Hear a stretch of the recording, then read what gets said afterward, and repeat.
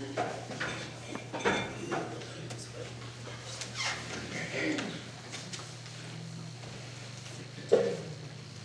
have a confession to make.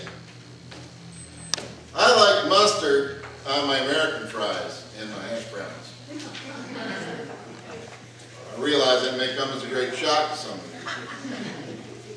But, oh, that's better than my gun, isn't it?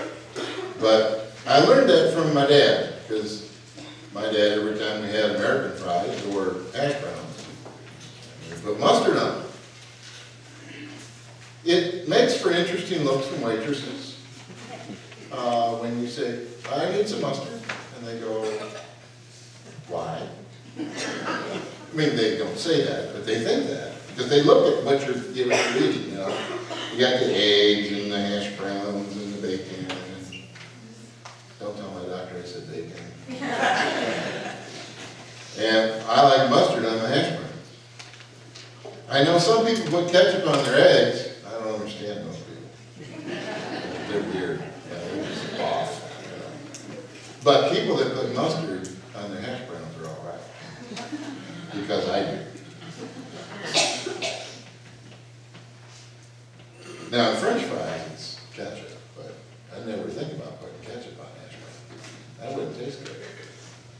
But I never think about putting mustard on French fries either. Or either one on a baked potato. So go figure. Isn't that weird how we acquire things, tastes? My mother was fortunate in growing up that her father owned a coal company in the south side of Chicago, and they had a maid and a cook, and so Mom never really knew how to do either one of those things. And when she made spaghetti, it was elbow macaroni and hamburger and tomato soup, and that was spaghetti. And then I went to a restaurant, you know, when I was older and ordered spaghetti. I don't know what they served. But it wasn't spaghetti.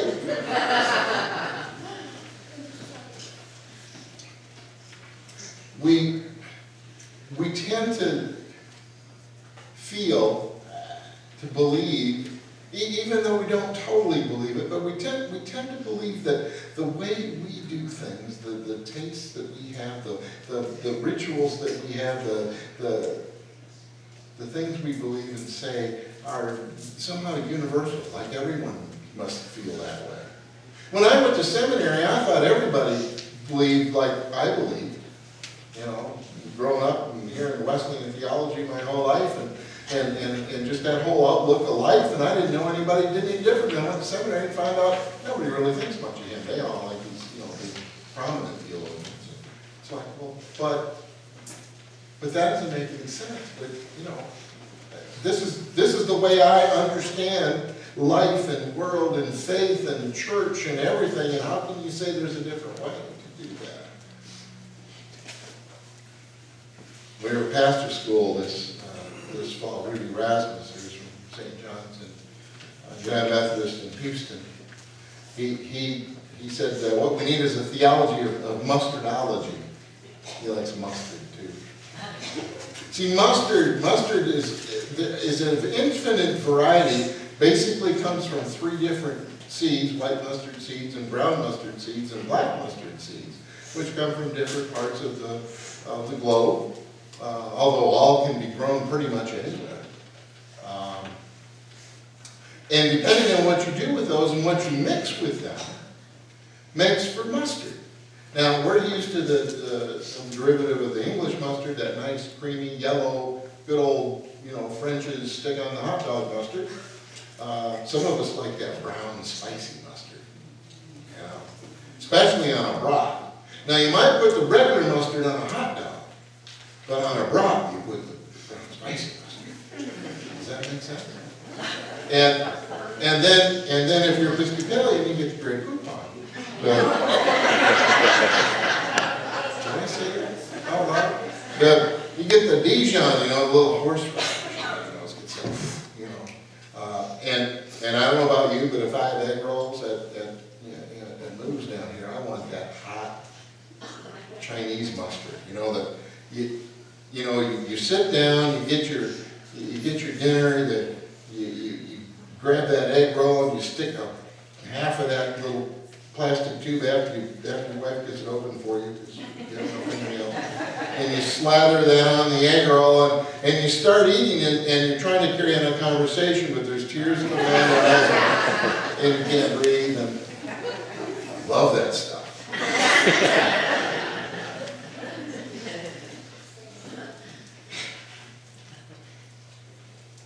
But, you know, there are some people that don't, and they like to put, like, the orange duck sauce on their egg rolls, and, you know, I guess that's okay, too.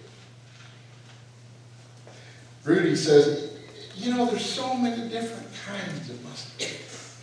There's brown mustard, and hot mustard, and honey mustard, and mustard with horseradish in it, and mustard with champagne in it.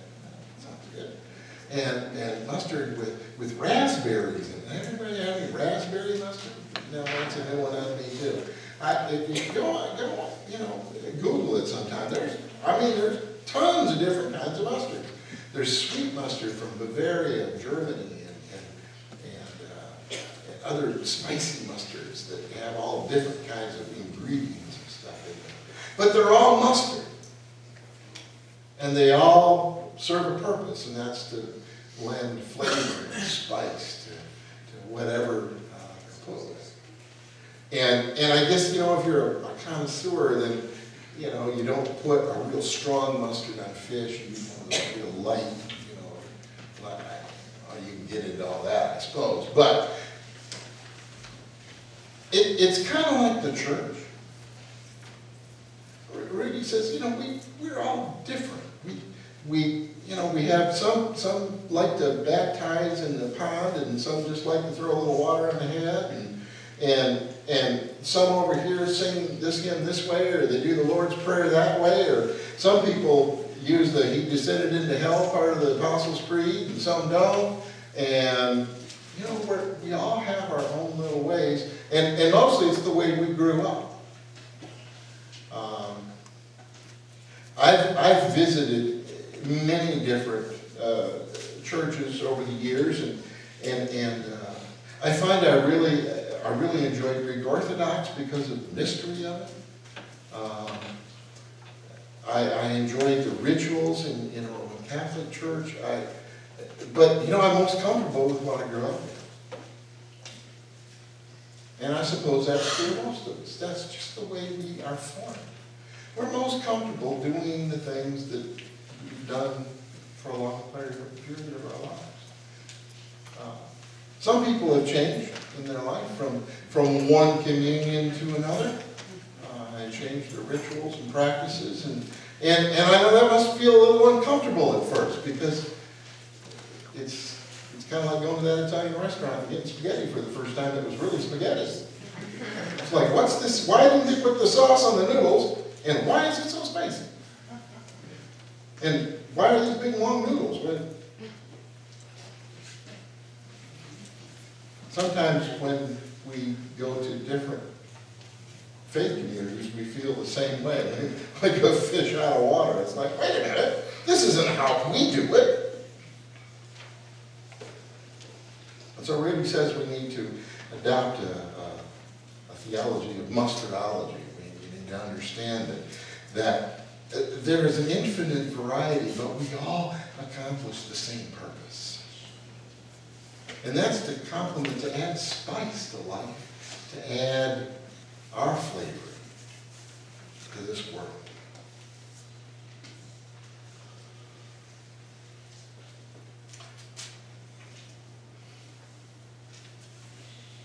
We act in faith. And the other part of mustardology is that it doesn't take much to do a lot. How much mustard do you put on your broth? I like a fair amount. But you don't want to put so much mustard on there that you can't taste the other stuff, right? I like mustard in potato salad. Now, see, I don't put it on baked potatoes. And now in potato salad, I don't like that yellow potato salad. It's kind of mustardy. Some people like the white mayonnaise kind of potato salad. I don't know if I can do that. See how we are? We like stuff the way we like stuff.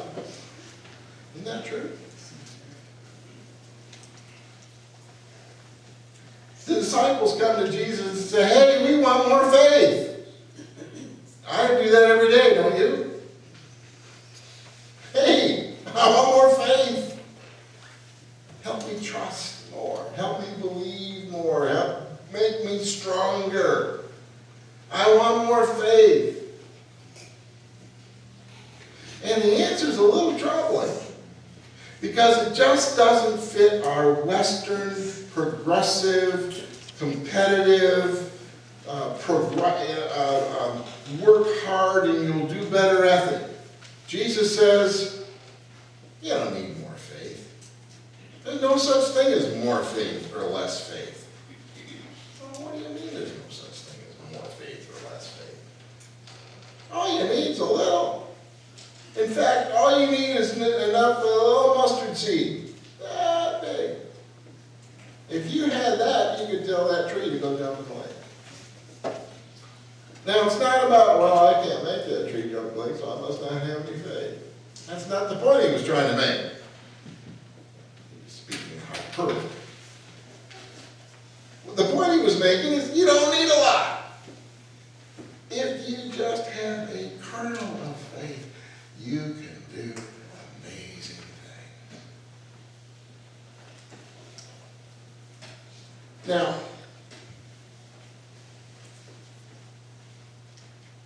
I guess putting a little bit of mustard on something does change the flavor. If you put too much mustard on it, it probably wrecks it. I don't know that we can have too much faith. Maybe. I guess if we have the faith that says I can step off a building and God will protect me, that's probably crazy. I think Jesus was tempted to do that once, you know. Angels.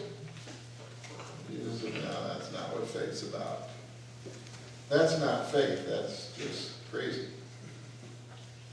Faith means I'm going to trust God to be in control of my life. I'm going to believe that God will guide me where I need to be. And give me the ability to do the things He calls me to do. That's faith. Now, I take a little argument with Jesus. I think we can grow in faith. I think that because I have. Or maybe I'm just more aware of the faith that I have. Maybe that is the way to think about it. But, you know, it's like in anything else. I know those of you that have served in the military, when you're dealing with those in command, you start with about that much faith in them. And then as you make it through this battle and that battle, and nobody gets killed, you start to have a little more faith in them. That trust grows to the point where when they say, do this, you don't question their orders anymore. Because you trust them to know what they are doing. And I think all of us, we have those relationships with coworkers and bosses and with others in our lives to where because they've done well, because they've shown they can be trusted, we trust them more. So our belief in them, our faith in them, our trust in them does grow. Does that make sense? And I think we have that same relationship with God.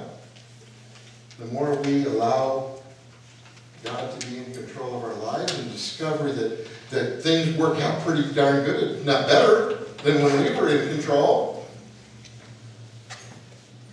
Usually, always, they work out better than when we were in control. No, always. No, usually about it, kind of think of it. When you let God be in charge of your life, it just doesn't mean everything's going to be easy, because God will take you places you don't want to go. And sometimes it'll get hard. But it will be more rewarding. And as those rewards come, as that grace comes, as those experiences build, and you know God can be trusted, I think we trust Him more. Maybe what Jesus was talking about is that God's faith in us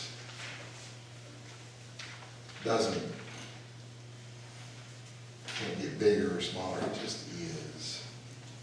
God's faith in us to do God's work.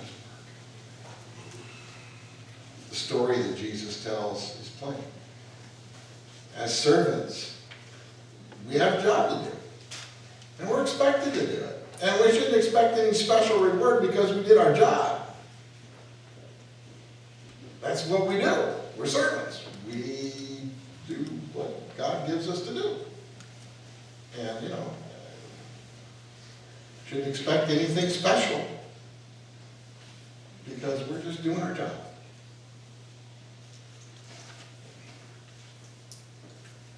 Because God has faith in us. When we think about that, we always talk about our faith in God. But our parent, our God, the one that created us, has faith in us.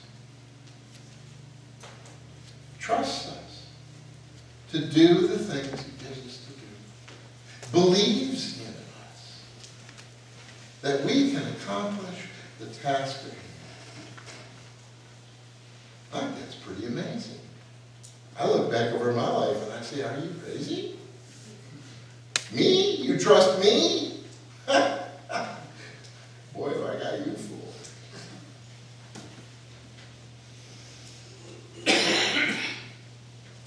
On this Communion Sunday, all over the world, we join as one.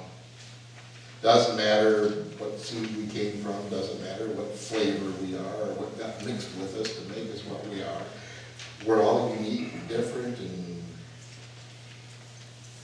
we have our different ways. But today we are all one. All one in body and blood and faith. So let us celebrate that.